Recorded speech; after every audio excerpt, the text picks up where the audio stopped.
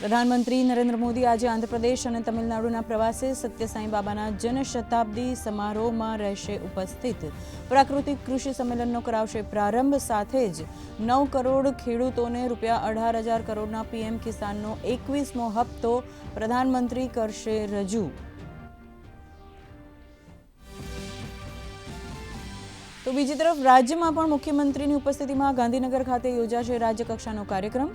ગુજરાતના 49.31 લાખથી વધુ ખેડૂત પરિવારોને પીએમ કિસાન નિધિ અંતર્ગત મળશે ₹986 કરોડથી વધુની સહાય।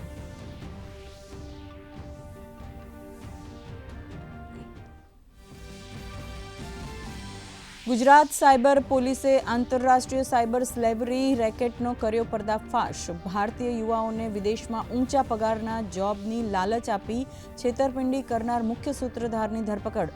100થી વધુ વિદેશી કંપનીઓના નેટવર્ક સાથે હતો સીધો સંપર્ક।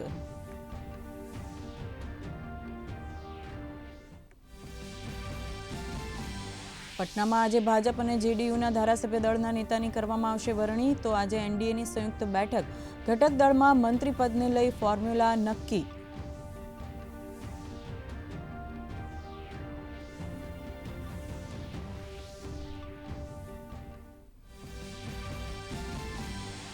બિહારમાં આવતીકાલે શપથ લેશે નવી એનડીએ સરકાર। નીતિશ કુમારે ગાંધી મેદાનમાં તૈયારીઓની કરી સમીક્ષા। પ્રધાનમંત્રી મોદી સહિત એનડીએના દરેક મોટા નેતાઓને આમંત્રણ।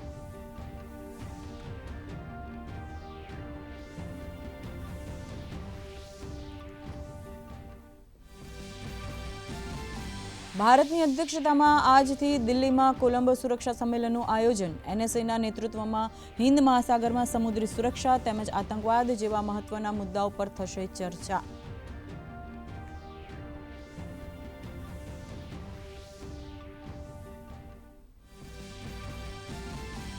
ઉત્તર ભારતમાં શીત લહેરને પગલે રાજ્યમાં ઠંડીનો ચમકારો। રાજ્યના લઘુત્તમ તાપમાનમાં નોંધાયો 2 થી 3 ડિગ્રીનો ઘટાડો। 10 ડિગ્રી લઘુત્તમ તાપમાન સાથે દાહોદ સૌથી ઠંડુ શહેર। તો 8 શહેરોમાં ઠંડીનો પારો 15 ડિગ્રીથી નીચે।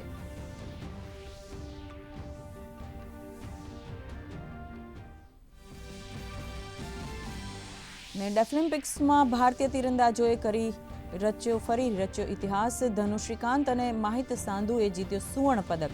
તો વાન્યા અને કોમલે જીત્યો કાંસ્ય પદક।